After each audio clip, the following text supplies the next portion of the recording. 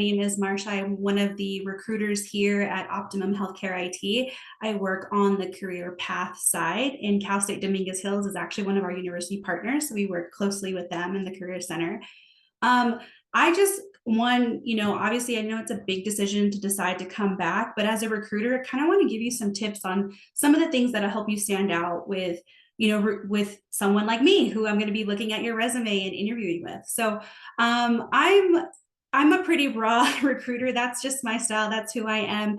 I'm a California native myself. I'm actually a graduate of Cal State San Bernardino. So I'm also a first gen. So some of the things that I struggled when I was in school was, I really didn't know what I wanted to go to school for. My parents just kind of gave me the tool to say, hey, go to college because it's going to be a great opportunity for you.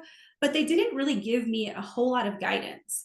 And, I take responsibility for that in myself too, because I didn't do a whole lot of research and I was kind of shy to even walk into my career center and say, hey, I came here with this idea of going to college, but I don't have all the resources to help me navigate through that. So kind of a couple things that I want to start off with is one is trying to figure out what is it that you like and what you want to do and what you want to pursue.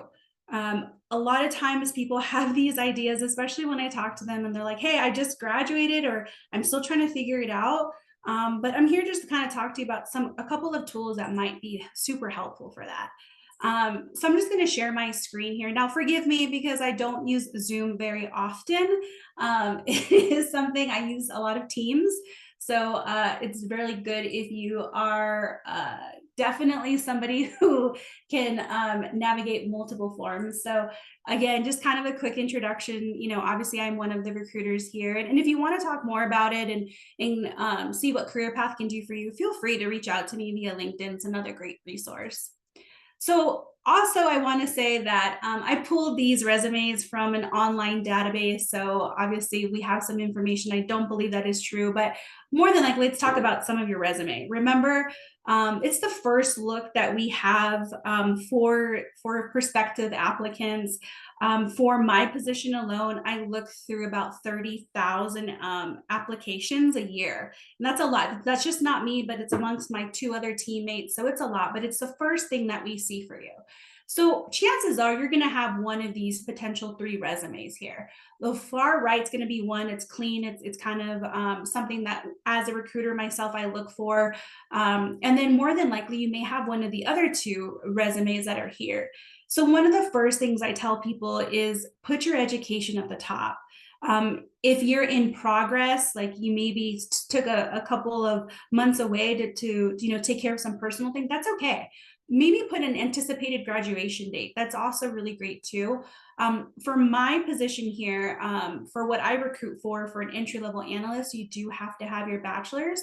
So I always recommend to kind of put that at the top. It's one of the first things I look at. And as a truthful, lazy recruiter on some days, we look at your resume for a total of 10 seconds. So you have 10 seconds to capture my interest. First thing I'm going to look for is what you've accomplished, in terms of education. Next couple things is going to be your experience. So I always run into this. I've passed over so many people who don't list their resume in a chronological order of the most recent piece.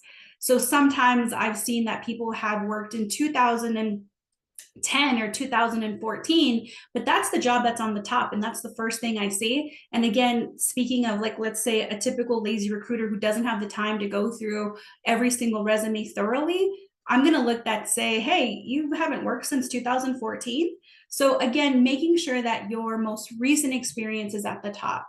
Now, hey, if you don't have a whole lot of experience, that's okay too.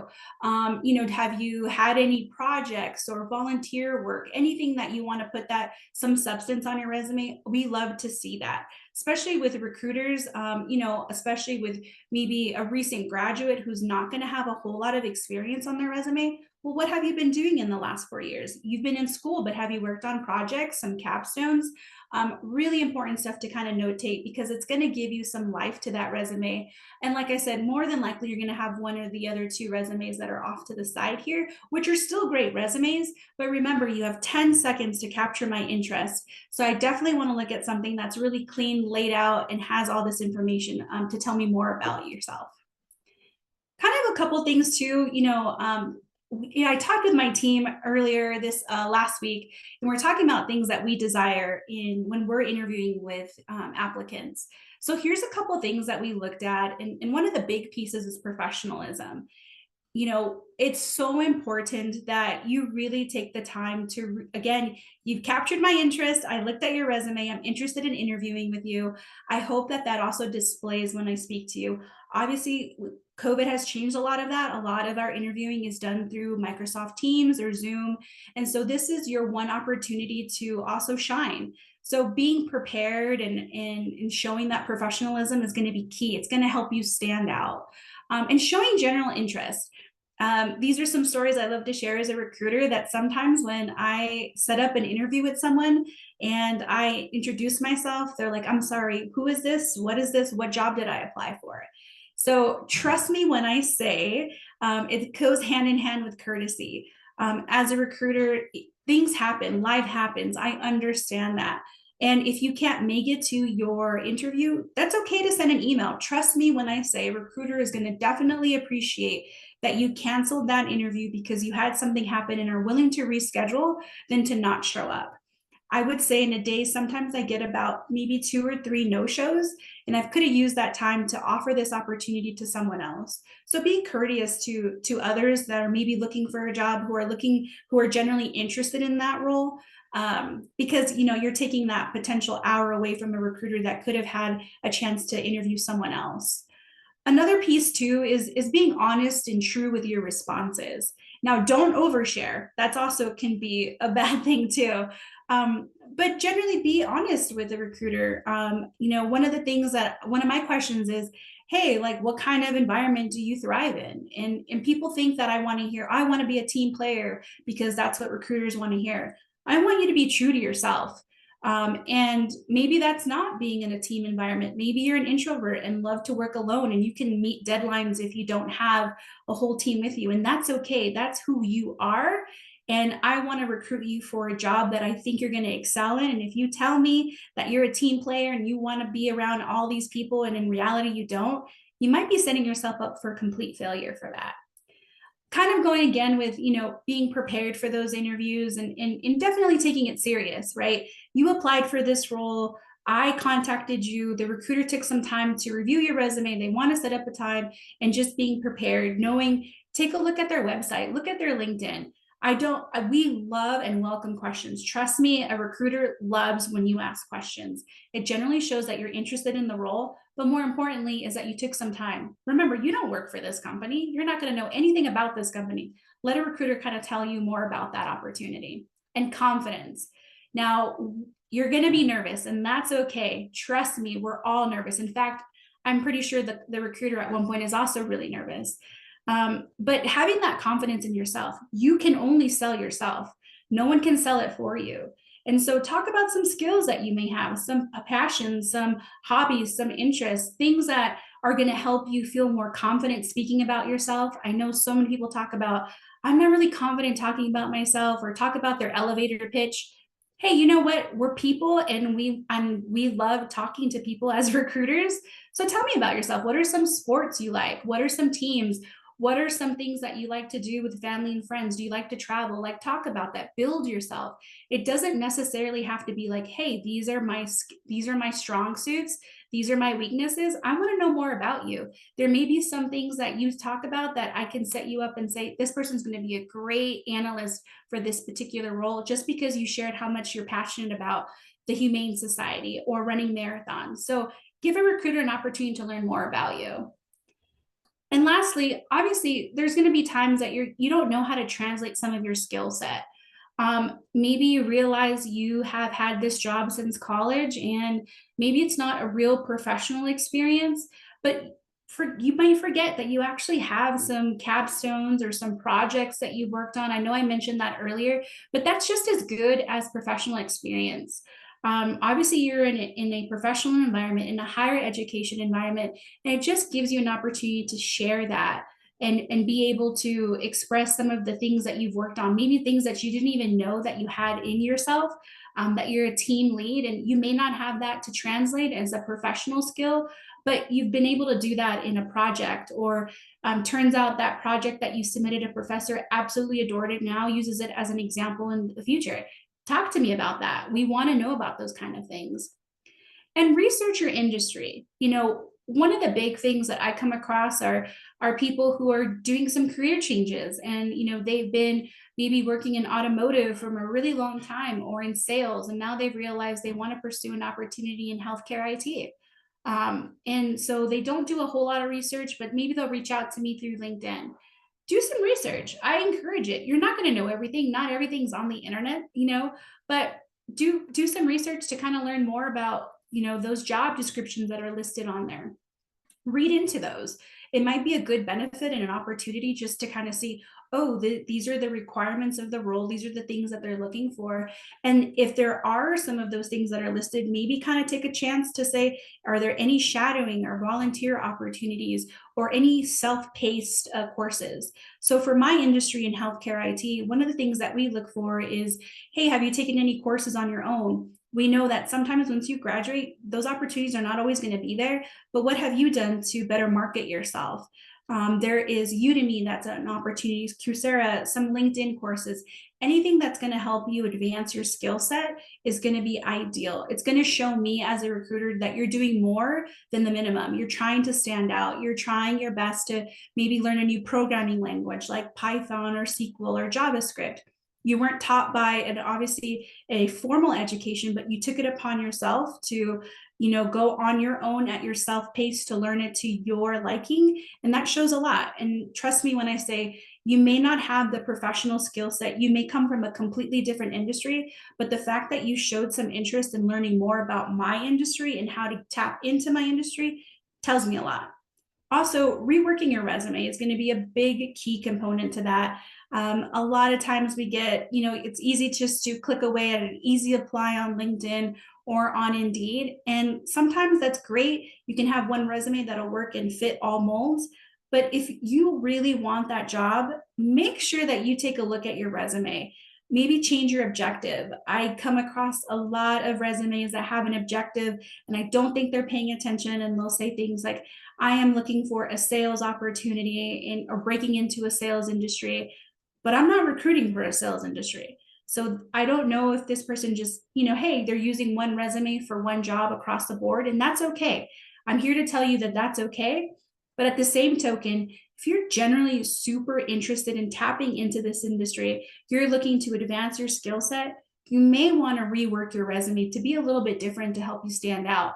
Whether that is, again, putting in those volunteer shadowing opportunities or even putting in those self-coursework or self-paced coursework, it's just something that's going to help you stand out in general. Now, obviously, these are all great tips in hopes that, me as a recruiter can give you. Definitely be yourself is another big positive thing to that. I always tell people like, hey, I put on my pants just like you do. It's okay to be nervous. It's okay to be shy. But I'm here just to kind of give you those tips to help advance those opportunities that may present itself, and how do you overcome those? What is going to help you, apply for those roles that maybe you otherwise wouldn't have applied for. So like I said, mine's going to be a little short and sweet, kind of talk to you about that. I'm going to go back in here and see how to figure out how to unshare my screen, because like I said, it has been a while since I have used Zoom. But I do want to open the floor out to anybody who has any questions or anything that I can help with.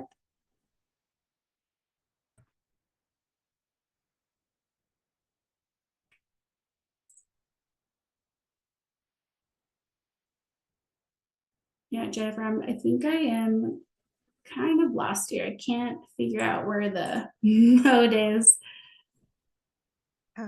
Let me see. There we go. Let me see. There we go. Right. Oops. Oh, that we get to that we don't get to, we have to have with our families, right? Especially if you identify with first gen, you identify um, in as a minority in any kind of space, right? Age, economic, right? Race, et cetera, ethnicity. But I think to your point, I think there's a lot of stigma too in terms of like returning and maybe even finishing off. I mean, you kind of spoke a little bit about having to just complete, right? In your experience, have you had, students, or have you worked with individuals that, took a break and then came back? And how can one write to that on their resume and demonstrate that gap? Yeah. So I speak to a lot of people who had this vision to go pre-med, people who envision themselves as going pre-med or PA. And unfortunately, that opportunity never presented itself. They never got into PA school. They never made it to med school. So they were working as scribes. And, it's hard. It's a tough conversation for me to speak with them and say, hey, you've completed your degree 4 or 5 years ago. Why didn't you go that route? And it's life happens. The opportunities that once interested you, or these opportunities that maybe were there at one point, may not be there all the time.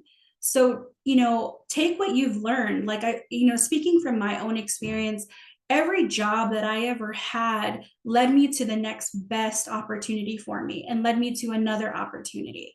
And, I'm grateful for those opportunities and those. I took major pay cuts because I thought, okay, I'm going to use this as an opportunity to advance myself. I financially, it was a little tough, but I knew that something would come out of it. And if I didn't take that chance, then I don't know if I would even be in this opportunity, because a company took a chance. They knew I was hungry. They knew I wanted this, and gave me that opportunity. And I took what I wanted from that. I learned what I wanted from it. I soaked it in.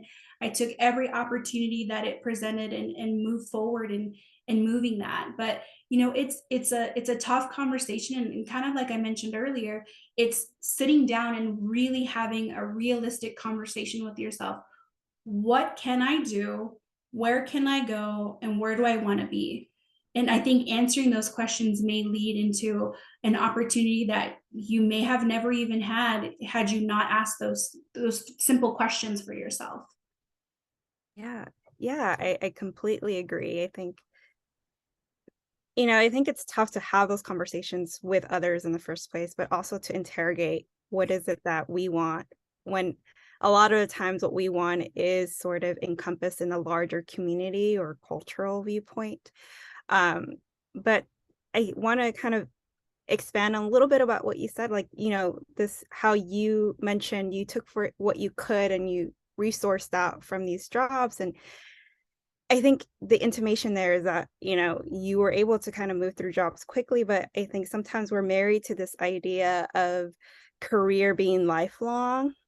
And as a recruiter, do you have that expectation of your candidates, or, have you of your employees, right?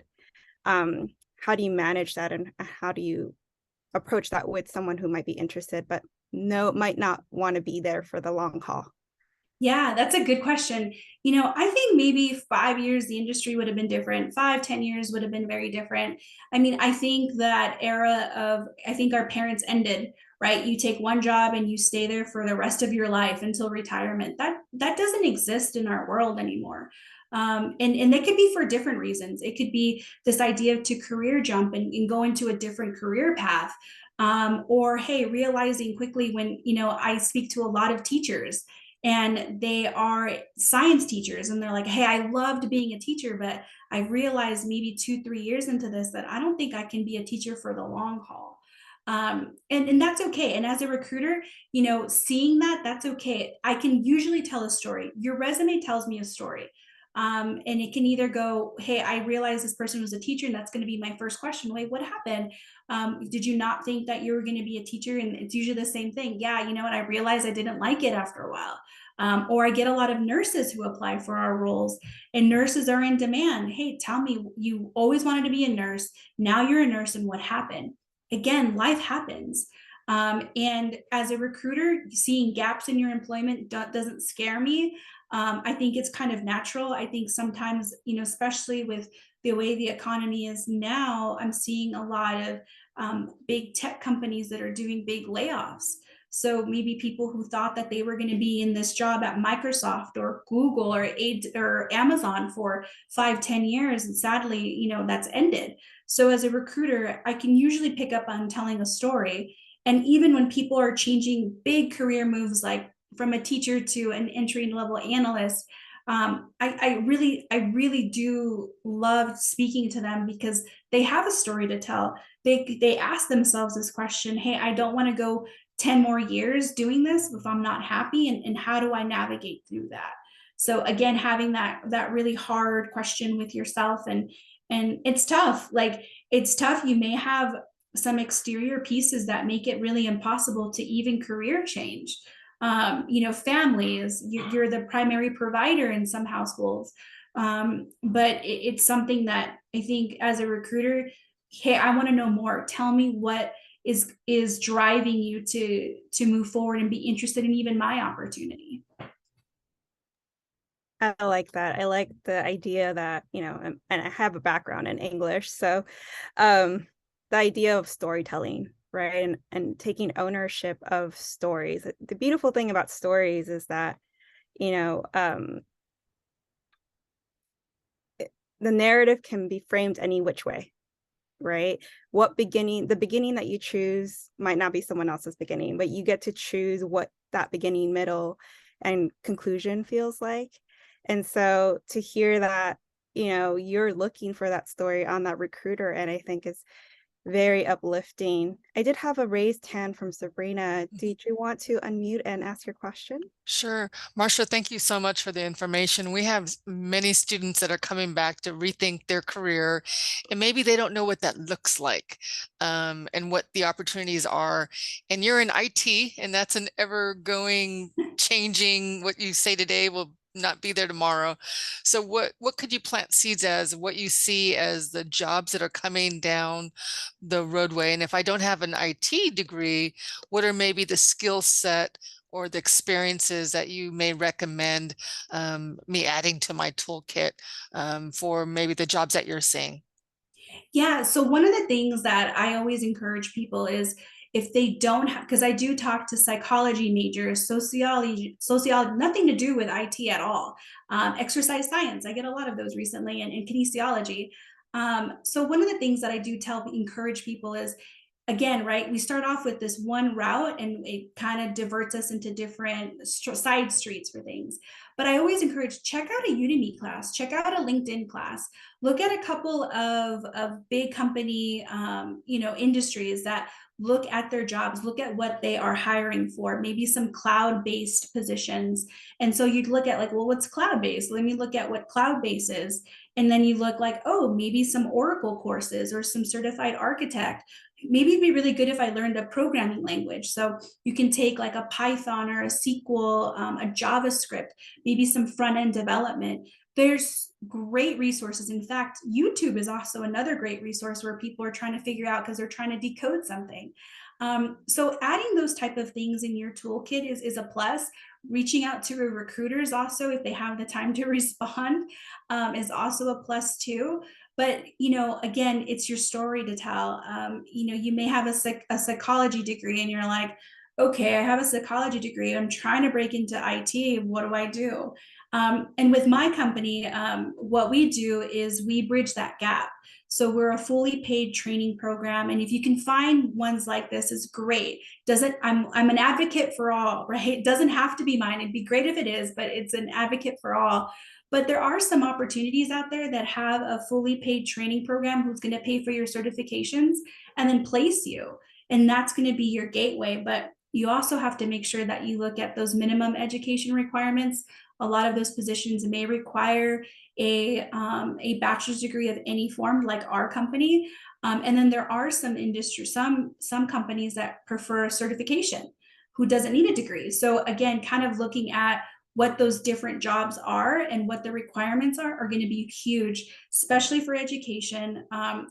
You can't, I mean, unfortunately, you can't bypass some of those education requirements, but it does help you advance your skill set of learning a new programming language. Because if you do decide to go back and pursue that, guess what? You're going to have a leg up and an advantage over most. Cool. Thank you so much. Upskilling is really important nowadays. And going back to the idea of that story, right? I think, and that education piece, it's never too late to finish, and never too late to come back and to complete, or to even change directions, right? I think oftentimes we are really glued to this idea of timelines and just progression, having to go forward in these particular patterns, but there's never, there's never a right way or wrong way. Life is funny that way. Yeah, exactly. But I think to that point, like, LinkedIn is such a great resource. And I know that you are really great at connecting with folks on LinkedIn. You're really big on like recruitment on LinkedIn. As a CSUDH student, you do have a lifetime access to LinkedIn via your Toro mail. And then we have the Career Center. When it comes to really spinning your personal story, that's what you see on the resume, but sure, and what you see on the cover letter, but that's what you bring into that interview setting. And so when they're asking you about what you can do, what you can bring to the table, that's when knowing who you are is really important. And I was wondering, are there any tips that you might share once they are able to sort of, succeed past the resume stage? Yeah. So one of the things I always encourage people to do is, for my organization, is do some digging. It's okay to stalk people on LinkedIn. I, in fact, do it. That's going to actually give you another way to mirror yourself and mirror the company. Do I really want to work for this company? Let me look at the people who work there. And it's funny because sometimes you can go to Glassdoor, you can go to Reddit and read all these different things about an organization, and maybe it doesn't align with your values or what you're seeking. But if you look at the people who work for that organization, that may tell you a little bit more. So one of the tips that I do tell people is, definitely update your LinkedIn. And if you get a free LinkedIn by your university, take absolute full advantage. LinkedIn is a great resource. I use that extensively. I get about a dozen a day of people like, hey, I'm just trying to break into the industry and I have a moment, I'll always respond. But yeah, beefing up your LinkedIn is going to be a positive. And I encourage, and I said that earlier, is take a look at some of the free classes that are involved. Take it. You may not even like it. You might take a coding class in Python and quickly realize, like, oh, maybe I don't like an opportunity in IT. But it gives you, nothing is lost. You, maybe your time, but I think it's time well spent and no money lost, because you took an opportunity to learn more about an organization and realize, hey, they require a JavaScript, or they require SQL experience, or being advanced in SQL, and you took a course in that, learned more about what SQL is, and quickly realized, oh, this isn't for me. So definitely, number one, I'd say, is LinkedIn, and taking that time to really put a lot of information on LinkedIn. There's a lot of great tools on there to help advance that. Definitely check out your Career Center to help getting some of those writings out there, so you can talk more about kind of an intro to yourself. Because again, a resume is great too, but LinkedIn gives me another access to you that I otherwise wouldn't have had a chance to see if it wasn't, if I only saw your LinkedIn or versus your resume. I think another, not to just make this a plug about LinkedIn, but I think when it comes to branding, you really want to think about the types of identity you do have digitally, right? And so not only is that education piece important, but that formal education piece important, but the informal pieces too, right? So any kind of resource where you can get some digital badging, where you can get certifications online is incredibly important. The fun thing about LinkedIn is that once you complete a course on LinkedIn Learning, that certification goes onto your LinkedIn profile.